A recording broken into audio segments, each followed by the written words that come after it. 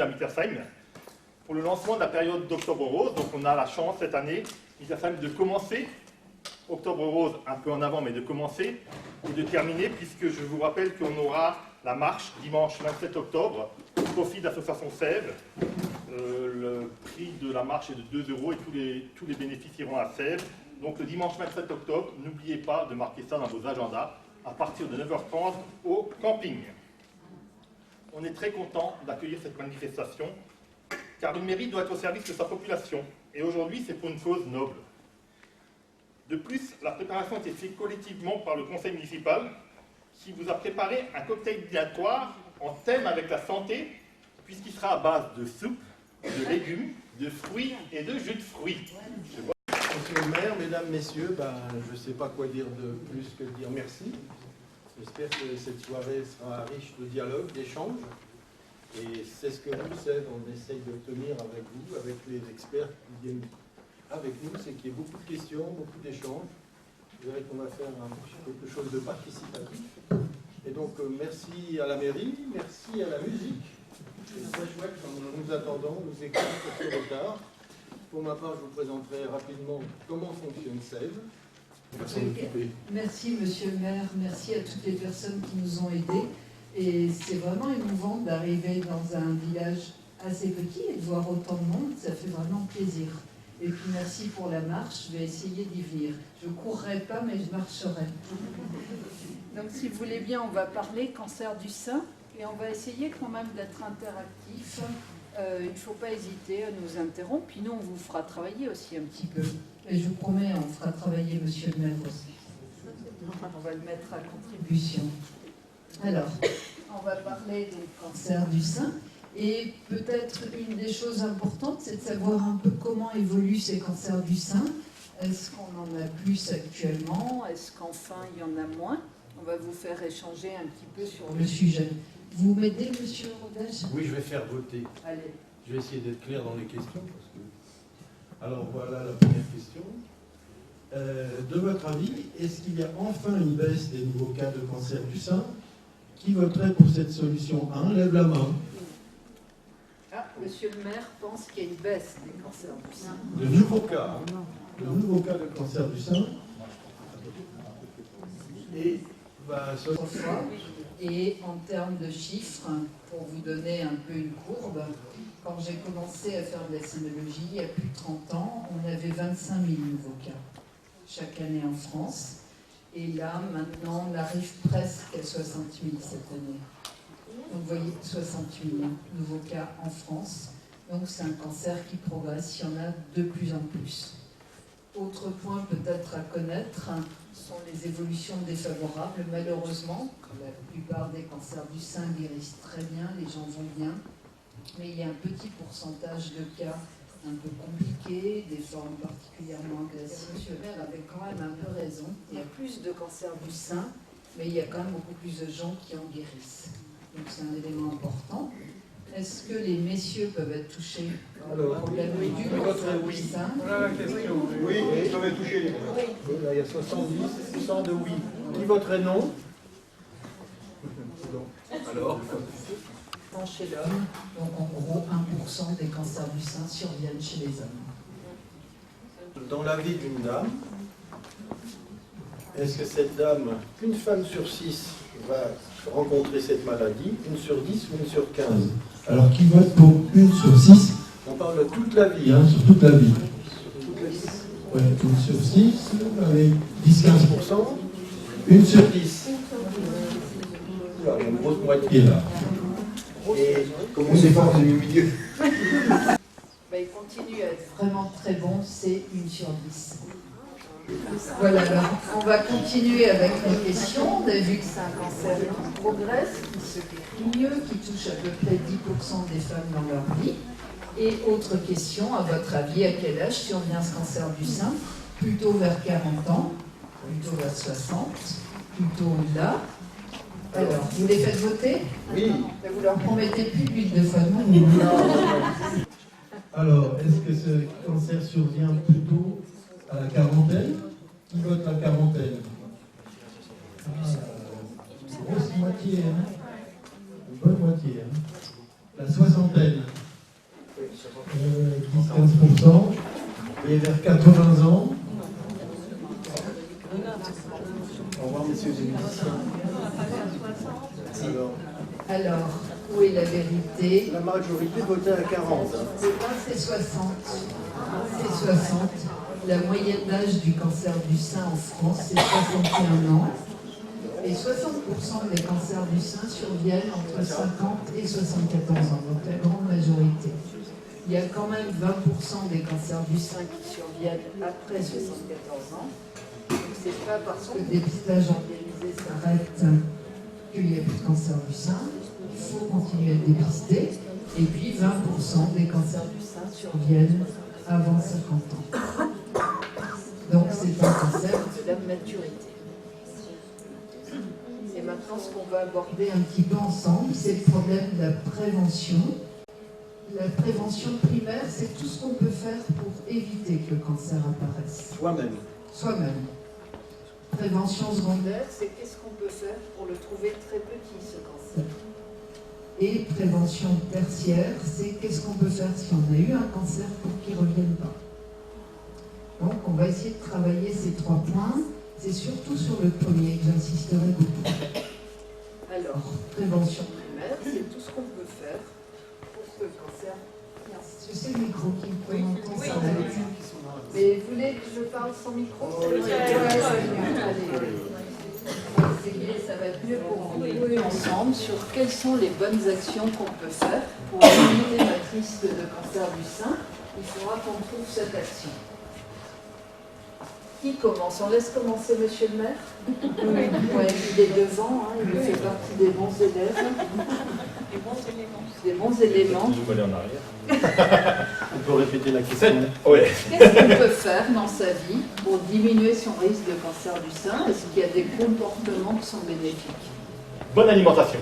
Monsieur le maire a dit bonne alimentation, on verra. Saine. Saine, on verra s'il a raison. Hein. Voilà, un. Alors, Le parfumé. la cigarette. L'alcool, ne pas boire. Activité physique. L'activité physique. Pas de stress. Pas de stress. C'est dur, hein. Ça, dans la vie actuelle, c'est... Le stress, c'est les hommes qui nous stressent. Oui, je trouve aussi, c'est les hommes qui nous stressent. C'est ça. Nous, les femmes, nous fatiguent, on les stresse un peu, hein. Ils disent les hommes nous fatiguent. À l'été. À l'été, oui, on verra si c'est juste. Je crois que monsieur le maire en disait bien.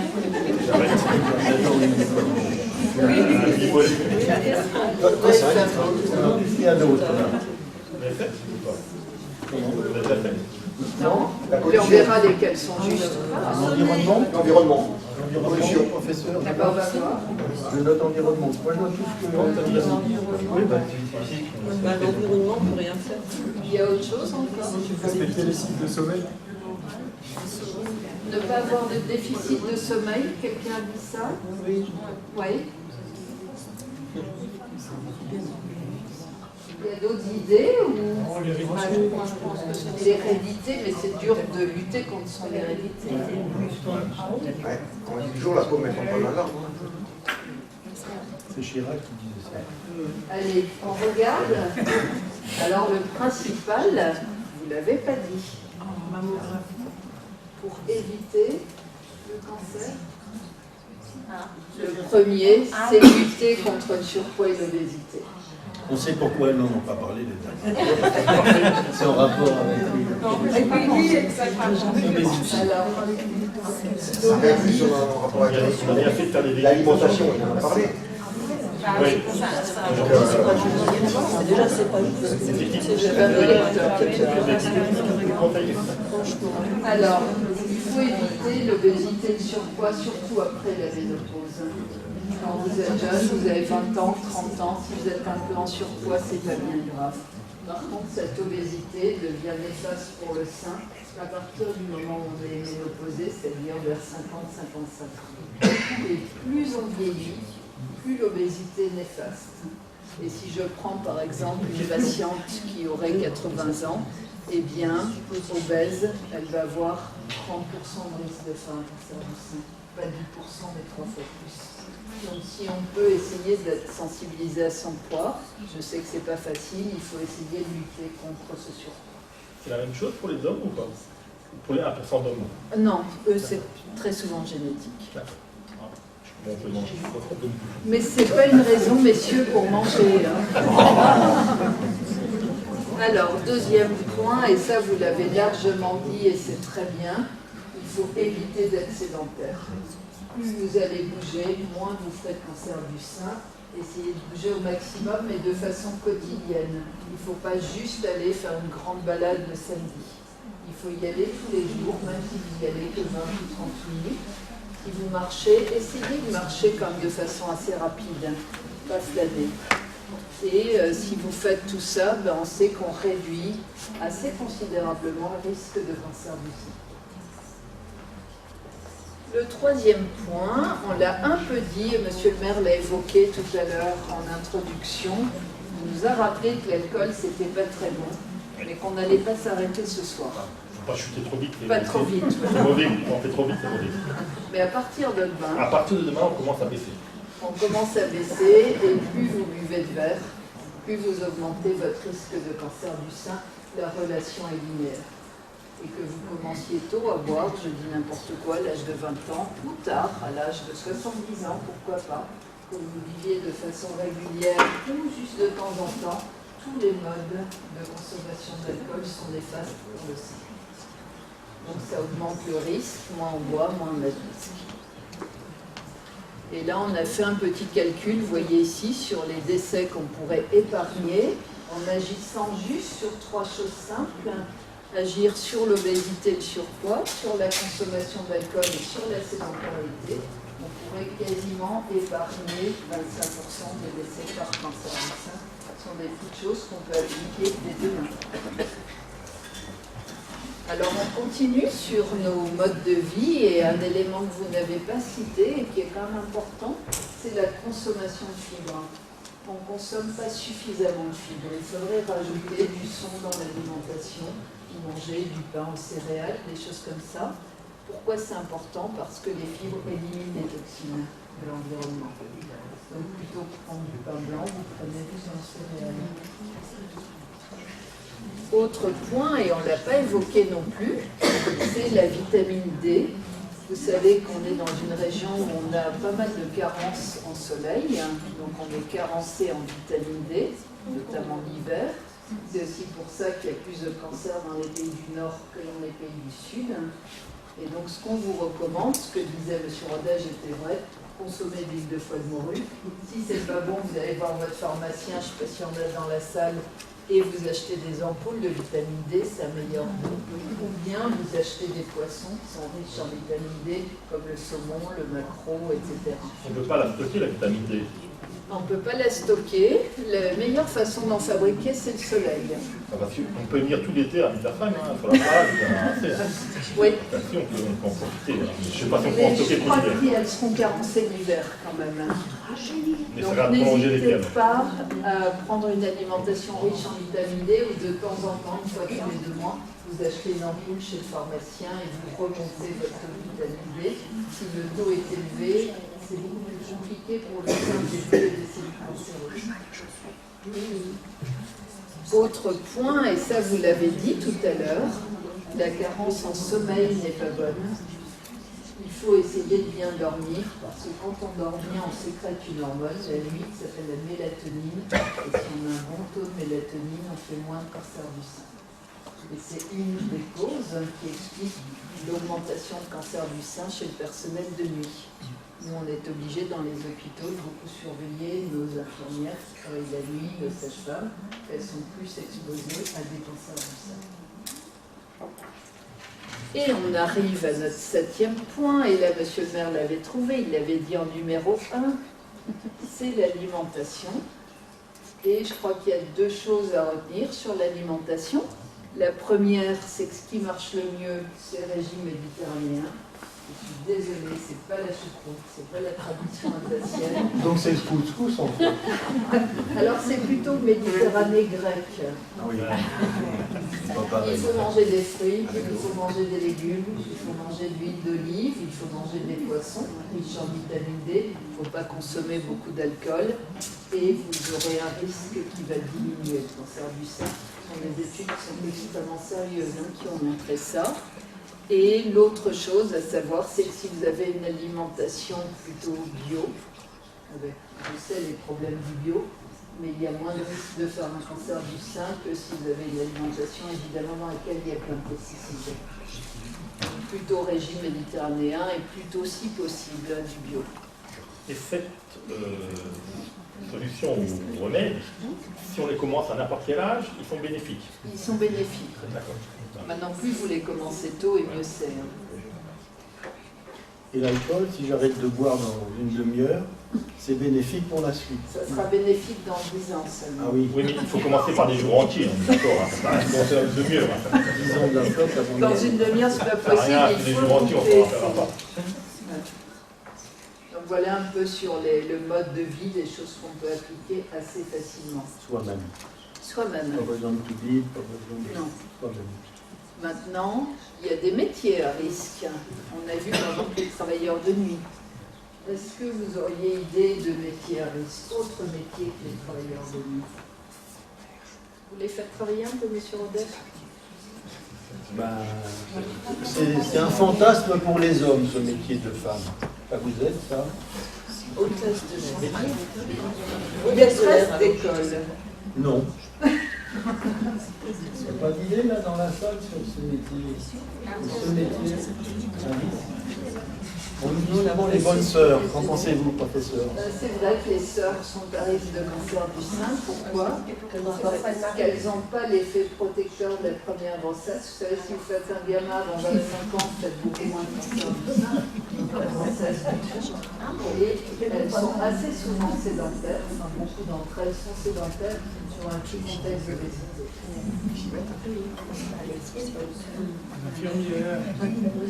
Infirmière qui bosse la nuit, ça oui.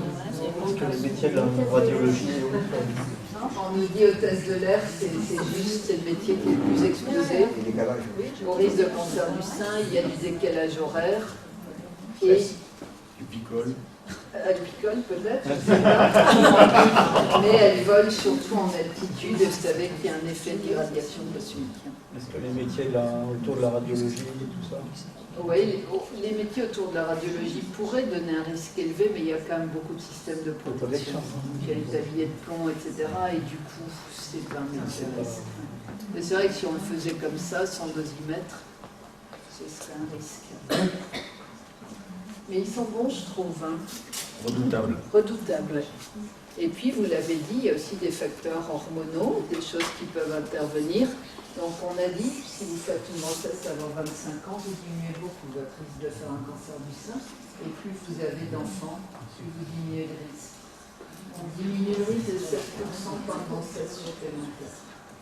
Et l'allaitement, vous l'avez dit aussi tout à l'heure, dans les facteurs protecteurs, c'est vrai que c'est mieux d'allaiter, mais il faut allaiter très longtemps pour avoir une réelle diminution de risque, que pour 1 an d'allaitement, diminution de risque de 4%.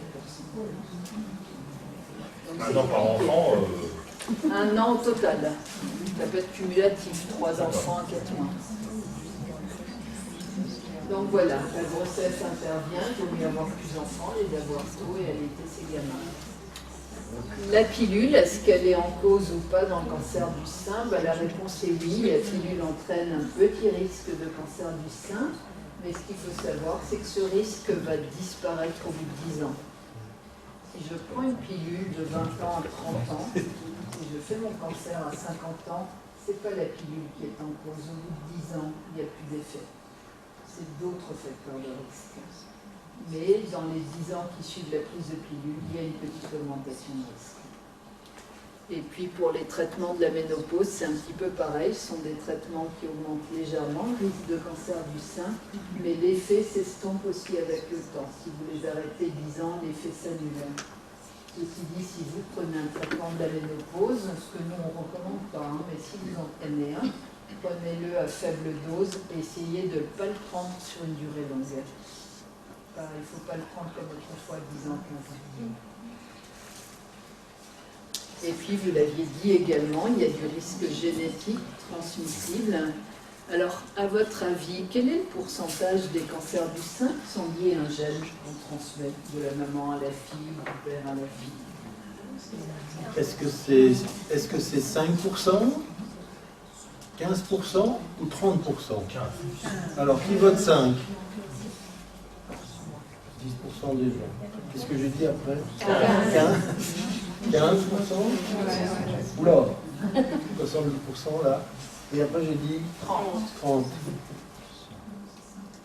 Il y a peu de 30. Hein. Alors, le vrai résultat, c'est entre 5 et 8%. Donc, c'est pas... Souvent, on pense à l'hérédité. Les dames me disent, oh là là, c'est sûrement ma grand-mère qui a eu un cancer du sein, qui a transmis un mauvais gène. Et quand on fait des analyses, des prises de sang et qu'on recherche les gènes, ils sont normaux. Donc, c'est beaucoup plus l'environnement, c'est beaucoup plus l'obésité, c'est beaucoup plus la sédentarité que l'hérédité. Donc, des vrais cancers génétiques, on les confirme par prise de sang, on voit l'anomalie de gène, c'est 5 à 8% des cancers qu'on voit. Et comment on les identifie? Ils touchent souvent les deux côtés, les deux seins, droite-gauche. Ils surviennent assez jeunes. Tout à l'heure, on a dit cancer en moyenne en France, c'est 61 ans. Mais quand ils sont génétiques, c'est plutôt 35-40 ans. Et ils peuvent être associés à des cancers de l'ovaire. Donc on les repère en consultation. On voit que ce pas les mêmes cancers que les autres. Et qu'est-ce qu'il faut faire à ce moment-là? C'est tester toute la famille, s'il y a une mutation de gène. C'est faire des prises de sang à la sœur, à la mère, etc., à la cousine, pour voir si elles ont la même anomalie. Et à ce moment-là, renforcer la surveillance. C'est des gens qu'on verra tous les ans et pas tous les 2 ans. Le risque pour elles est élevé. Alors, à votre avis, est-ce qu'on peut faire un test génétique chez un mineur? Alors, qui votera oui? On peut faire un test génétique sur un mineur. Pour rechercher un risque. Pour rechercher un risque. Alors, 15% de la salle. Et qui vote non. Donc il y a une part qui ne sait pas. Alors, quelle est la vraie réponse? C'est non. En France, on n'a pas le droit. Si on voit une famille à cancer de testin, une gamine qui a 7 ans, 8 ans, pourquoi on dit non? Parce qu'on estime qu'on lui donnerait un très gros stress et qu'on lui ferait rien du tout. Parce qu'on a dit les cancers surviennent vers 35 ans, 40 ans. Il ne faut pas anticiper la connaissance future au bout de quelques années d'un cancer qui va arriver. Et d'ici là, la recherche aura fait tellement de progrès que ce n'est pas la peine. Donc non, c'est interdit, on n'a pas le droit. Et quand on fait un test génétique dans les familles, on le fait plutôt quand les jeunes filles ont une certaine maturité. Pas forcément à 18 ans, elles n'ont pas qu'à passer. On peut très bien le faire à 27-28 ans, ça marche aussi. Il n'y a pas d'obligation à le faire trop tôt parce qu'on ne va rien faire de particulier. Le suivi doit commencer à 30 ans. Donc il faut que le test soit fait avant 30 ans. Mais ce n'est pas la peine de le faire très jeune. Et en tous les cas, chez un mineur, c'est interdit. Donc voilà ce que je voulais voir un petit peu avec vous sur ce qu'on pouvait faire pour diminuer son risque, prévention primaire. Et là, on va parler, si vous avez encore un peu de courage, de prévention secondaire, c'est-à-dire qu'est-ce qu'on peut faire pour dépister un cancer le plus tôt possible. Et bien voilà, c'est le dépistage, c'est la mammographie. C'est tout à fait juste. Alors à votre avis, vous savez qu'on a un bon dépistage en Alsace. On l'avait commencé le 15 mai 89. Monsieur le maire, est-ce que vous savez quand la France l'a fait? Paris. Nous, on a fait 15 mai 89. Je ne sais pas, non. Le reste de la France, 1er janvier 2004. 15 ans après. Donc on a été très pionniers avec ce dépistage. Et on en a beaucoup communiqué. Au départ, les gens participaient beaucoup au dépistage. Mais actuellement, à votre avis, quels sont les taux de participation? Je vous rappelle que c'est un examen qui est gratuit, qui est lu par 2 radiologues, qui est de bonne qualité. Les machines sont contrôlées, il n'y a pas de surirradiation. Alors, qui voterait pour 20%? 20%, allez, 10% de la salle. Qui voterait pour 50%? 70% de la salle. Et pour plus de 70%, qui est l'objectif d'un dépistage. Plus de 70%? Ouais, 10%. Alors, la réponse est 50%. Une femme sur deux, actuellement, en 2019, ne va pas faire de dépistage. C'est dommage. C'est dommage. On est très mauvais aussi dans la couverture vaccinale. Celles qui ne font pas leur dépistage ne font pas leur vaccination non plus. On est un pays où la rougeole revient, où la tuberculose revient. Je trouve ça dommage. Et puis se produit une espèce de courant anti-médecine. On sait qui est-ce qui vient ou qui est-ce qui ne vient pas, quels sont les typologies de personnes qui viennent et qui viennent pas. Oui, on sait qui vient ou qui ne vient pas, mais il y a une sorte de courant un peu écologique qui dit je ne veux pas de radio parce que ça irradie, je ne veux pas de vaccination parce que je ne sais pas trop ce qu'on met dans le corps, je ne veux pas d'antibiotiques, je ne veux pas de médecine classique, je veux un peu de la nature. Et c'est terrible parce qu'on a malheureusement des dames qui arrivent avec des tumeurs très évoluées pour lesquelles on ne peut plus rien faire. Et quand on regarde, je vous ai dit, il y a 12 000 décès en France, dans 60% des cas, c'est des décès évitables par des gens qui n'ont pas voulu un diagnostic précoce. Donc on se dit c'est trop dommage, c'est gratuit, c'est bien fait, mais c'est comme ça. Donc voilà les courbes de dépistage actuellement, elles sont en train de se casser la figure et on est en dessous de 49%. Je ne sais pas jusqu'où on va tomber. C'est 2016, ça continue? Ça continue, oui, la chute continue. Alors que ça nous paraît vraiment dommage parce que lorsqu'on diagnostique une tumeur quand elle est petite, qu'elle n'a pas touché de ganglion, le traitement chirurgical est plus simple, l'esthétique de la patiente est plus conservée, et puis on sauve des vies. Et à votre avis, le dépistage, quel est le taux de guérison supplémentaire lié au dépistage? C'est 70%. Donc on a un examen qui fonctionne bien, que les autres pays nous envient, et en tant que Français, on n'a plus envie de le faire. Donc voilà les vies sauvées. Alors, l'autre question, c'est notre dépistage est proposé. Vous recevez l'âge entre 50 et 74 ans et on vous dit venez voir le radiologue de votre choix tous les 2 ans. Et c'est la DEMAS, voilà. Ou la MODEMAS en Moselle, la DEMAS en Alsace. Mais est-ce qu'une fois que les convocations s'arrêtent à 74 ans, il faut continuer à y aller? Oui, parce que la maladie ne s'arrête pas, elle ne s'arrête pas avec l'état civil. Le risque continue. Tout à l'heure, je vous ai montré 20% des cancers, on les voit après 74 ans. Donc oui, il faut poursuivre les mammographies. Et tout à l'heure, j'ai vu une affiche, je pense, devant la porte, qui invite toutes les femmes à poursuivre cette mammo après 74 ans.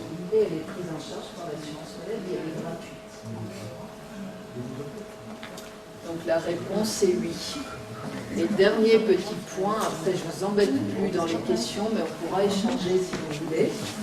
La prévention tertiaire, c'est quoi? C'est ce qu'on peut faire lorsqu'on a eu soi-même un cancer pour éviter qu'il ne revienne, pour éviter une récidive. Alors, l'élément le plus important, c'est maintenir une activité physique. C'est capital. Je ne sais pas si dans votre village, il y a un club de sport. Mais il y en a beaucoup. Il y en a beaucoup. Essayez d'y aller parce que c'est réellement bénéfice pour la santé. Et en plus de cela, ce qu'il faut aussi, c'est ne pas prendre de poids. Vous êtes mis devant. Les deux éléments parce que vous filmez. Et qu'on veut vivre bien et pour éviter les récidives, c'est ça. Pas prendre de poids et qu'elle soit régulière. Et je vais appeler la dame, une dame ou deux dames qui acceptent de témoigner. Je ne sais pas qui c'est.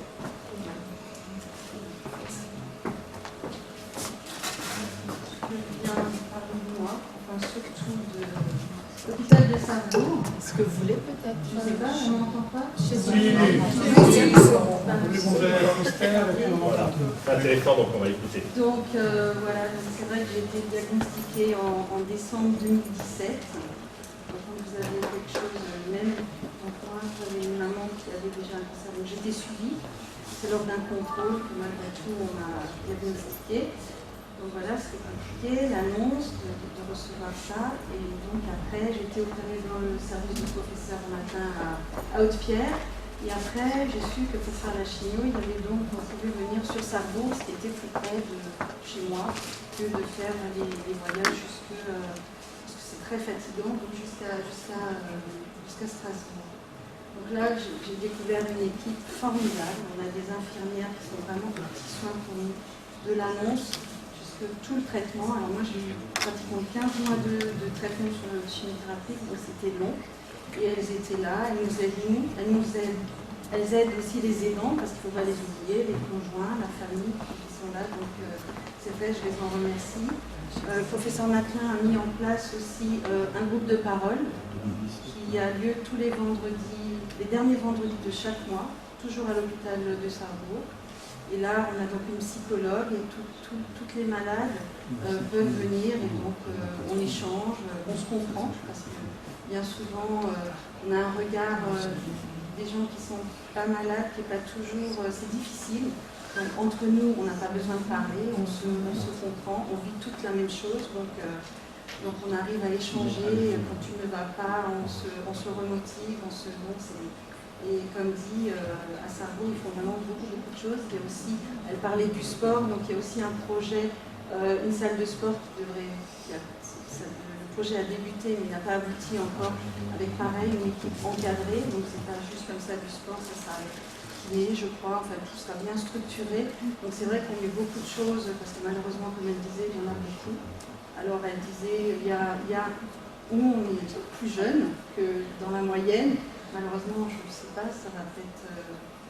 Par contre, c'est vrai que les recherches évoluent, donc on arrive, je pense, à mieux supporter, et quand on est bien encadré, et c'est vrai que l'hôpital de Sarrebourg est une petite structure familiale, nos infirmières nous connaissent, donc c'est vraiment quelque chose qui nous apporte énormément.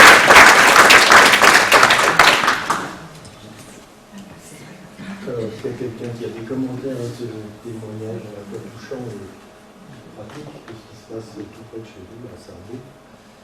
Il faut savoir qu'historiquement, le professeur Matelin vient à Sarrebourg, c'est sous l'influence, on va dire comme ça, de l'association 16, en particulier d'une dame qui est là-bas, qui s'appelle Madame Weigert. Et de fil en aiguille, avec l'ex-patron de l'hosto de Sarrebourg, on a fait des choses à chaque fois, pas à pas. Mais le plus sophistiqué, c'est vraiment cette présence. Là, c'est professeur, c'est pas évident de venir à Sarrebourg, il y a de la préparation, du travail, il y a de la formation. Je pense que pour ces dames, c'est la solution au niveau français. Hein. Je pense qu'on ira vers des hôpitaux très sophistiqués, très techniques, pour faire des choses très techniques. Et ensuite, les gens retrouveront leur hôpital local pour faire des choses plus simples, plus vraiment importantes. Ah oui, bien sûr. Je profite juste d'être là pour vous dire que l'offre de soins va un peu changer dans la région et je ne sais pas si vous en avez entendu parler. On a construit un nouveau bâtiment qui s'appelle l'ICANS. Quelqu'un en a entendu parler? C'est Institut Cancérologie Strasbourg Europe. C'est ça, l'ICANS, l'acronyme. C'est un bâtiment qui a été construit à côté de Pierre, qui va ouvrir le 13 novembre 2019, donc tout prochainement. Mettons qu'il y ait 1000 femmes qui ont entre 50 et 74 ans et qui vont faire une mammographie systématique comme ça. Combien de cancers on va trouver sur les 1000? Est-ce qu'on va en trouver un? 100.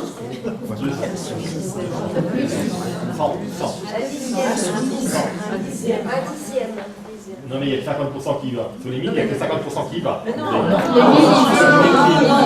les gens.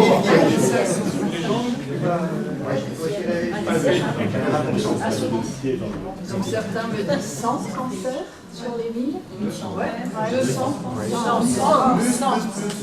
100. C'est 7 la réponse. Les 1000 femmes, il y a 7 cancers. C'est pas beaucoup, donc il ne faut pas avoir peur d'aller faire cette mammographie. Il y a quand même en instantané pas beaucoup de risques.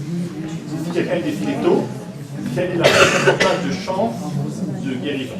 Alors, pour les tumeurs de moins de 5 mm, on est à 99% totalisant. Et en 2 ans, une tumeur qui n'est pas existante, et elle peut arriver à combien de millimètres? Alors ça dépend, on a des tumeurs de croissance rapide, nous on a une mesure de la vitesse de croissance, et elles peuvent pousser très très vite. Vraiment en 6 mois, faire déjà 4 cm. Il y a des tumeurs de croissance très lente, et en 6 mois, elles vont bouger d'1 millimètre. Et ça, on le dit aux patientes quand elles viennent. On a toujours une biopsie, on sait quel type de tumeur a la patiente. On leur dit là, il faut aller très vite, puis ça va très vite, ou si vous voulez, vous pouvez attendre un mois, il ne va rien se passer. Maintenant, en dehors de la mammographie, est-ce que les femmes ont un moyen de voir avant seules qu'elles ont un risque? On passe une palpation, des choses comme ça. Si on se passe sur le même, la tumeur est déjà assez grande, elle fait 8 à une tumeur d'un millimètre, on ne va pas la faire. Alors que la radio va la voir. Il n'y a pas des changements d'autres, je ne sais pas, voilà, des changements de tête, mouvement, je ne sais pas. Il n'y a pas de moyen de voir, il n'y a pas de signe précurseur. Le mieux, c'est franchement d'aller faire une mammographie et ça détecte des traits de tumeur. Et la perte de poids au tout début, est-ce que tu as quelque chose? Les gens sont en pleine forme. Ils sont pas, je veux dire, voilà, au départ, c'est tout petit, il n'y a aucun outil. Voilà, la petite parenthèse ICANS, c'était pour vous informer. Parce qu'on est sur le terrain, on est dans les villages, on est dans des coins... Oui, de ou des quartiers de Strasbourg, où il y a plein de gens isolés. Donc voilà la présentation. Vous me posez des questions quand vous voulez. Des bénévoles aussi. Moi, je dis que Elle bouge pas. une photo avec Monsieur le maire aussi. Non, mais vous aussi, oui. Voilà, comme ça, on a bien travaillé. Monsieur le Président, à la fois, tant qu'on y est. Mais c'est pas la fin, hein. Non, mais ça fait rien. On les a là, on les a sous la main parce qu'après elles sont timides des fois, on a du mal à les faire revenir. D'accord. Voilà, déjà que j'ai une bonne batterie. Alors, Merci. On va faire passer les panneaux. Non, restez pour les panneaux, restez pour les panneaux. Restez pour les panneaux.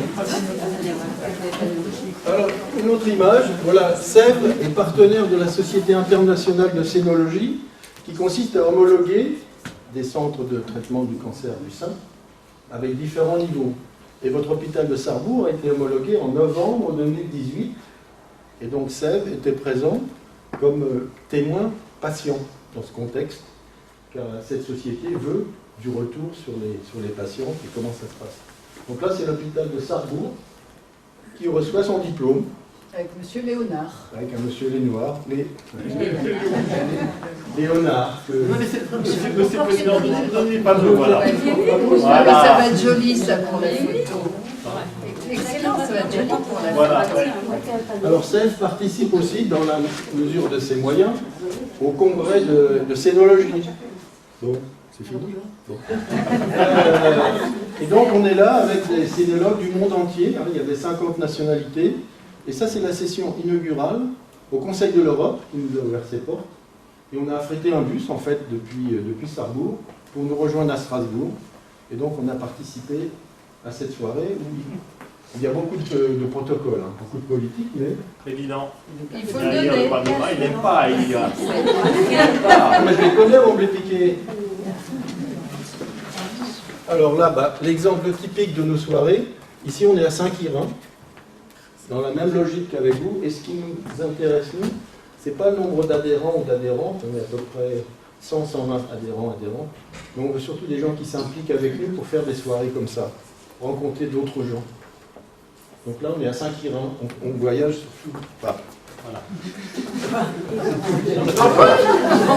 C'est pas long. On est aussi partenaire de différentes communes, on peut dire qu'on l'est ici, aussi monsieur le maire. Et là, en fait, on est partenaire avec Redin, qui fait une grande fête, mais c'est pas aux mêmes dates que vous. J'ai eu l'invitation, ils font aussi une marche le 25 octobre. Voilà, c'est ça. De nuit, marche de nuit.